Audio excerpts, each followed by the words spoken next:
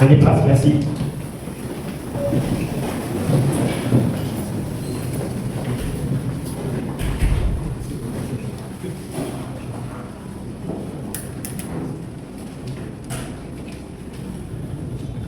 Excellences, Monsieur le Premier conseiller de l'ambassade du Gabon au Sénégal, autorités diplomatiques, honorables députés, Mesdames et Messieurs les présidents, directeurs généraux et directeurs généraux, chers enseignants, Messieurs les leaders religieux, chers confrères africains, chers collègues, Mesdames et Messieurs, en vos rangs, grades et qualités, bonjour. Votre présence à cette cérémonie de vernissage et de dédicace m'honore profondément et rehausse l'éclat de cet événement.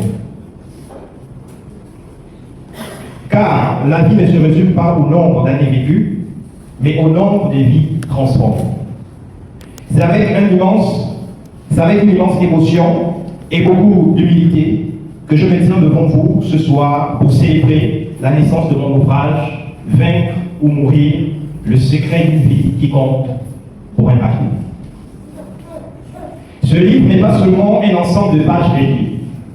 Il est une partie de mon histoire, une parcelle de mon âme, le fruit d'une réflexion profonde sur le sens de l'existence et sur l'héritage que chacun de nous est appelé à laisser derrière lui.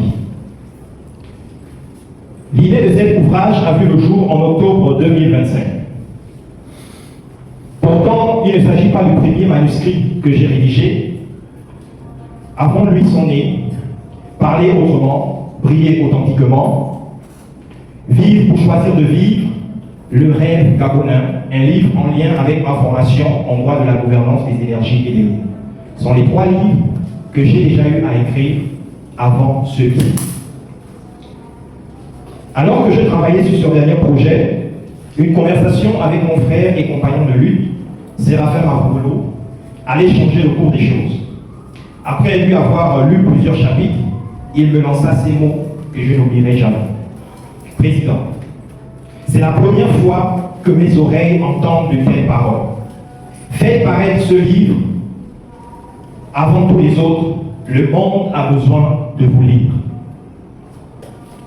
Ces paroles furent une confirmation. Elles donnèrent naissance à une conviction. Ce livre devait voir le jour. Je tiens ici à exprimer ma profonde gratitude à toutes les personnes qui ont rendu cette aventure possible. Merci à mon éditeur, Delta Force Capital, pour sa confiance et son accompagnement. Merci à mes préfaciers, Dr Marie-Lucie Ngayabena, linguiste, enseignante de français.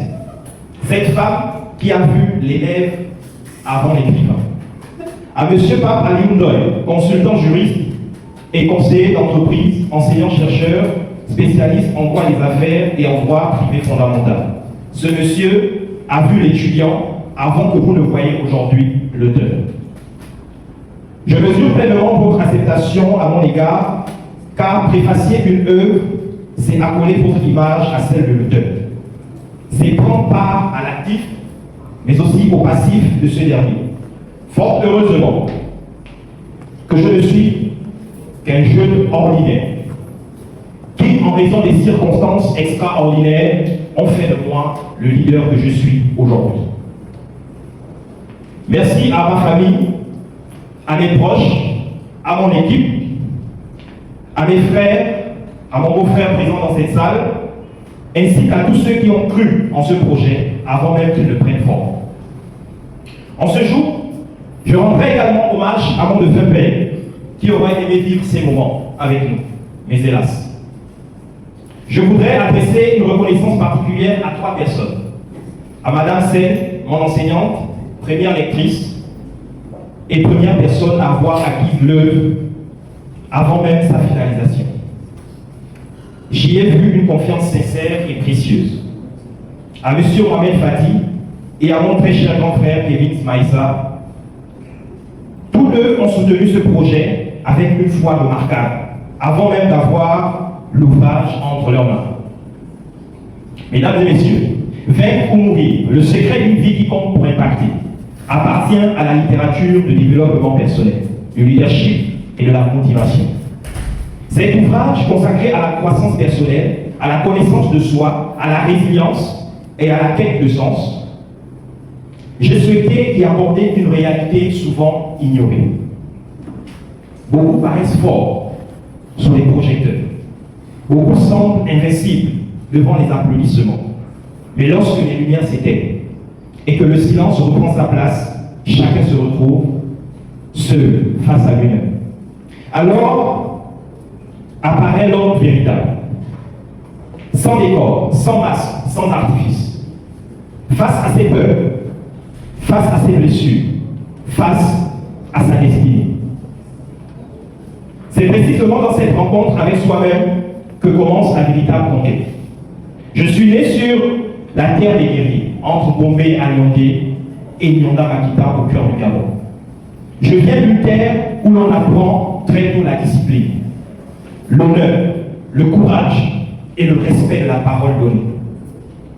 Je ne suis pas le fruit du hasard, je suis l'héritier d'une histoire, d'une culture et de valeurs qui ont façonné l'homme que je suis devenu. Porté par une aspiration plus grande que moi, j'ai quitté un jour chez moi pour un autre chez moi, le Sénégal. Je ne suis pas venu pour fuir mes racines, mais pour grandir sans jamais les régner.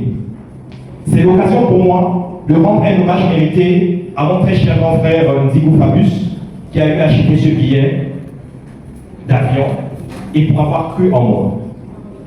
J'ai encore en souvenir mon arrivée à l'aéroport international Blaise Diagne du Sénégal, le 2 février 2022, jour de demi-finale de la Coupe d'Afrique où le Sénégal accéda en finale et remporta sa première étoile le dimanche 6 février 2022. Mesdames, Messieurs, je ne suis pas fort en numérologie, ni en astrologie, ni en taurologie, encore moins en chiromatie. Mais sans le savoir, ce jour-là, la vie me confia un fragment de destin. Depuis lors, le Sénégal n'a cessé de poser sur moi une main bienveillante. Cette terre m'a offert des opportunités, des rencontres exceptionnelles, des leçons, des vies et des bénédictions qui ont profondément marqué mon parcours. C'est pourquoi je me suis fait une promesse, rendre à la Teranga ce qu'elle m'a donné. Je suis arrivé ici dans l'anonymat. Aujourd'hui, grâce au travail, à la persévérance et à la grâce du bon Dieu, je repars avec quelque chose qui me survivra, une œuvre. Si ma présence s'est faite plus discrète ces derniers mois, ce n'était pas un retrait. C'était le prix du silence nécessaire, le prix de l'isolement fécond, le prix qu'exige parfois la création lorsqu'elle cherche à devenir authentique. Ce livre a été écrit dans les heures où l'on dialogue avec soi-même, dans les moments où l'on entend sa conscience parler plus fort que le bruit du monde. C'est un voyage.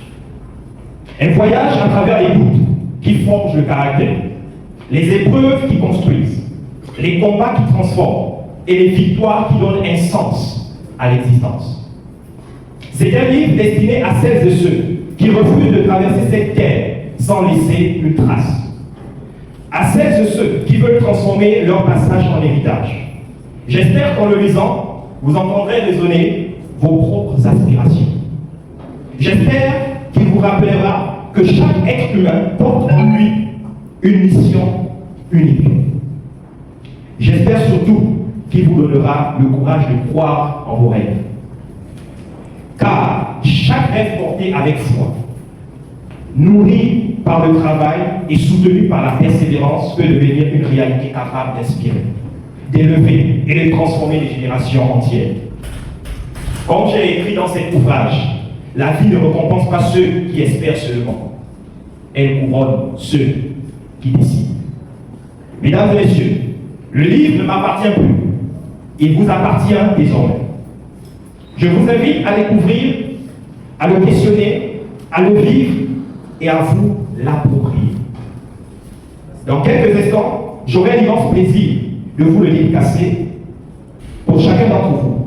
Merci du fond du cœur pour votre présence, votre confiance et votre soutien. Que Dieu bénisse abondamment. Djerre en Wolof au Sénégal. Liboti Iléni en langue pour nous du Gabon. Je vous remercie.